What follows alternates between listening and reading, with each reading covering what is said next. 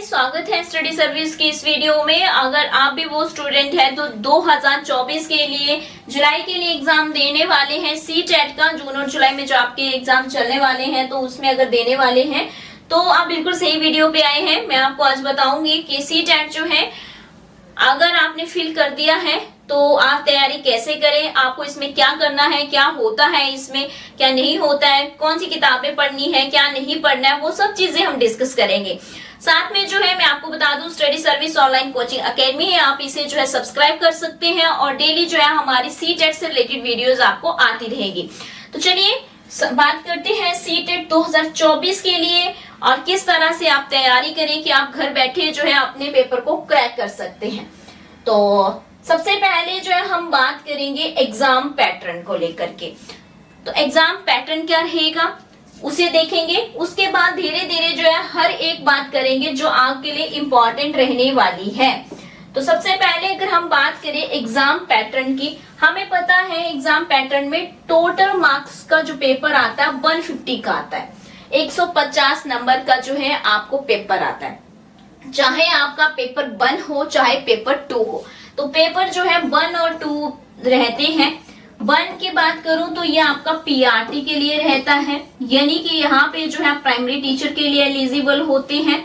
दूसरा सेकंड जो आपका रहता है 6 to 8 तक होता है, 6 to 8 तक आप एलिजिबल होते हैं सेकंड पेपर में। तो फर्स्ट पेपर जो है वो तो सभी के लिए कॉमन ही पेपर होते हैं कि जैसा होता है कोई सी भी स्ट्रीम है। सेकंड पेपर में थोड़े से चेंजेस होते हैं, वो मैं आपको बताऊंगी, स्ट्रीम के अकॉर्डिंग रहता है। तो यहाँ पे आपका जो है 150 मार्क्स का और 150 ही क्वेश्चंस आपके रहते हैं। टोटल मिला के देखा जाए तो 150 आपको मिनट मिलते हैं, यानी कि 2.5 घंटे आपको मिलते हैं। और यहाँ पे किसी तरह की कोई नेगेटिव मार्किंग नहीं होती है। और आपको पता ऑफलाइन पेपर रहता है, OMR शीट जो आपको दी जाती है। चलिए, तो ये सब चीजें जो है इसमें देखने को हमें मिल जाती है। फिर हम बात कर लेते हैं यहाँ पे कि पेपर 1 का क्या क्या रहेगा और पेपर 2 का क्या क्या रहेगा, कितने कितने मार्क्स के क्या क्या सब्जेक्ट पूछे जाते हैं। तो यहाँ पे हम देख लेते हैं कि अगर आपने पेपर 1 देना है, कई स्टूडेंट जो है ओनली पेपर 1 ही देते हैं, जिन्होंने जेवीटी वगैरह जो कर रखी होती है, यानी कि जिन्होंने डीएलएड वगैरह कर रखी होती है वो पेपर 1 ही देते हैं, और जिन्होंने बीएड कर रखी है पेपर 1 और 2 दोनों देते हैं। तो वो आपकी अपनी इच्छा पे है कि आपने पेपर 1 देना है या पेपर 1 और 2 बोथ देने हैं, वो आपने फिल कर दिया होगा।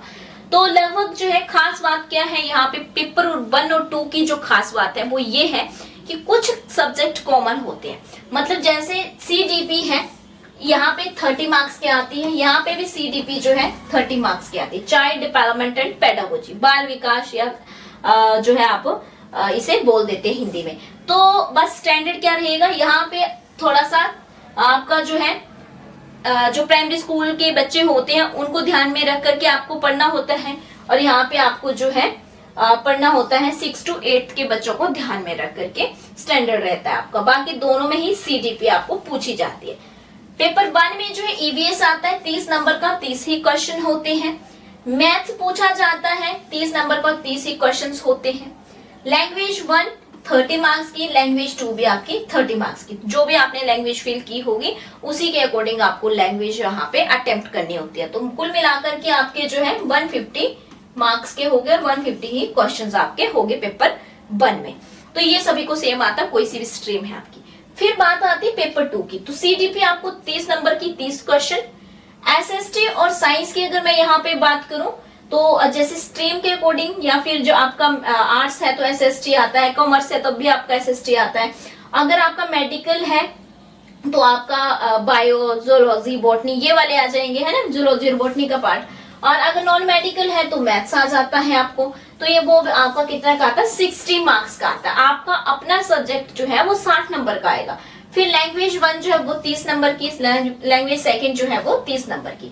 अब जो लैंग्वेज होती है उसमें भी क्या होता है, जैसे मान लो ये लैंग्वेज 1 है, मान लो आपने लैंग्वेज 1 जो है आपका अपना इंग्लिश आ गया, ठीक है, इंग्लिश ले ली है आपने फॉर एग्जाम्पल, है ना। तो इसमें जो है 15 नंबर की आपको पेडागोजी आएगी इसकी इंग्लिश की, और 15 नंबर की जो है आपको आप देखते हैं कि आपको जो है जिसमें आपका ग्रामर भी होती है, पैराग्राफ भी होते हैं, वो सब मिक्स आपका आता है। तो धीरे धीरे जब करते चलेंगे तो सब चीजों को जो है मैं आपको डिटेल में बताती चलूंगी। चलिए नेक्स्ट देखते हैं। तो तो सिलेबस जो है वैसे मैंने आपको बता दिया, लेकिन फिर भी थोड़ा थोड़ा सा जो है मैं आइडिया दे देती हूँ। वैसे वही चीजें हैं जो मैंने अभी आपको बताई है। चाइल्ड डेवलपमेंट एंड पेडागोजी की बात करें तो child development learning and pedagogy से रिलेटेड आता है। 15 नंबर की आपको चाइल्ड डेवलपमेंट आएगी, 15 नंबर की आपको जो है लर्निंग एंड पेडागोजी आएगी। ठीक है जी। उसके बाद लैंग्वेज 1 में कॉम्प्रिहेंशन आता है, पेडागोजी ऑफ लैंग्वेज डेवलपमेंट आती है जो मैं आपको बता चुकी हूँ। लैंग्वेज 2 में comprehension pedagogy of language development, तो वो मैं आपको बता चुकी हूँ। मैथ में जो है आपके कुछ टॉपिक्स रहते हैं, ज्योमेट्री, शेप्स एक्सेट्रा, है ना, ये रहते हैं। एनवायरमेंट में क्या रहता है, family and friends, food, shelter, मतलब कुल मिलाकर के अगर मैं बात करूं पेपर 1 की, ईवीएस हो गया आपका, मैथ्स हो गया आपका, है ना। ये जो 2 सब्जेक्ट हैं ईवीएस और मैथमेटिक्स, इनके लिए आपको जो है जो भी आपकी जो, वैसे तो एनसीईआरटी अगर कोशिश कीजिए, एनसीईआरटी या एनसीईआरटी नहीं है तो सीबीएसई की भी आप पढ़ सकते हैं, है ना। 2nd क्लास से पढ़ना शुरू कर दीजिए। 2nd टू जो है 5th तक जो है, जो भी जिस भी क्लास में मैथ्स और एनवायरमेंट्स जो है उनको आप करना शुरू कर दीजिए। आपका एग्जाम क्लियर करने से कोई नहीं रोक सकता है, अभी बता रही हूँ। 2nd पेपर में क्या होता है, 2nd पेपर में जो है आपने क्या करना है, इसके लिए जो है देखो चाइल्ड डेवलपमेंट एंड पेडागोजी जो रहेगी वो मैं आपको करवाती चलूंगी। ठीक है, जिस भी फॉर्म में हमें करना होगा आपको पता चल जाएगा कैसा हम कर रहे हैं, तो वो आपका हो जाएगा। लैंग्वेज 1 और 2 जो है, जो भी लैंग्वेज आपकी होगी वो आपको मिलती रहेगी। फिर है मैथमेटिक्स, साइंस वालों का साइंस और सोशल स्टडीज वालों का सोशल स्टडीज, एसएसटी। इसके लिए आपको क्या करना होगा, ये तो यहाँ पे थोड़ा सा दे रखा है सिलेबस, लेकिन आपको पता है कि 6 to 8 वीक है, वैसे तो 6 to 8 ही होता है, बट आप कोशिश करिए 10 तक ही पढ़ लीजिए, है ना।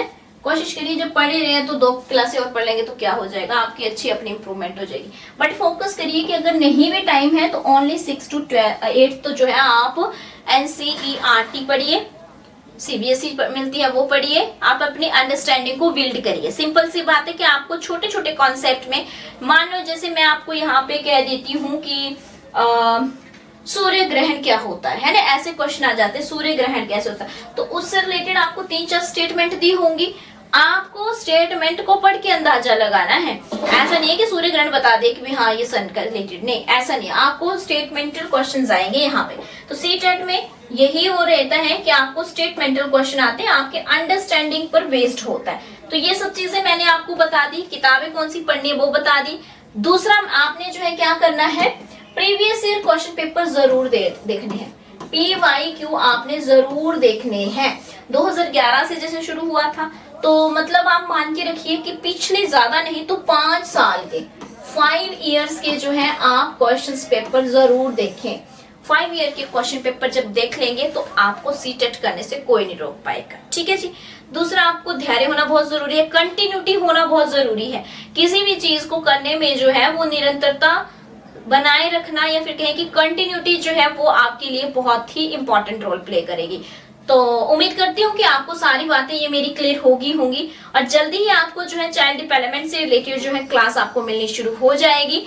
तो आप जो है स्टडी सर्विस के साथ बने रहिए। अगर आपको वीडियो अच्छी लगी है तो वीडियो को लाइक कीजिए, शेयर कीजिए और चैनल को सब्सक्राइब कीजिए। थैंक यू सो मच, मिलेंगे नेक्स्ट वीडियो में।